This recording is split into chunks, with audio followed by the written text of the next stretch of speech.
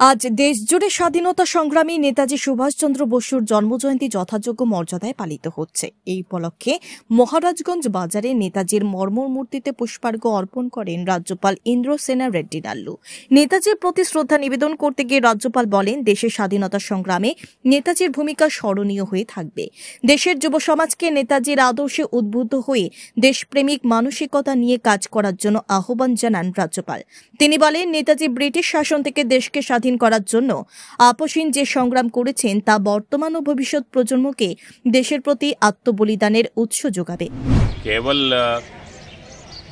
लड़ाई करने के लिए अपन आज के यूथ उनके स्पिरिट देख के पर्सनली उनके लाइफ में भी कुछ भी प्रॉब्लम्स आए, नेताजी सुभाष चंद्र का बोस जी का स्पिरिट लेके वो इश्यूज़ के ऊपर वो पर्सनल हो और किसी चीज़ का भी हो, ये स्पिरिट से लड़ना, उसको मुकाबला करना, उसको सॉल्व करना, इसी से आगे जाना है।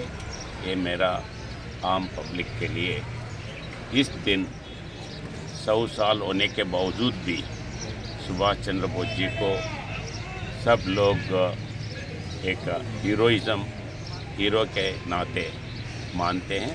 वो स्पिरिट से आगे जाना, यही मैं आम पब्लिक को, पर्टिकुलरली त्रिपुरा पब्लिक को रिक्वेस्ट करता हूँ।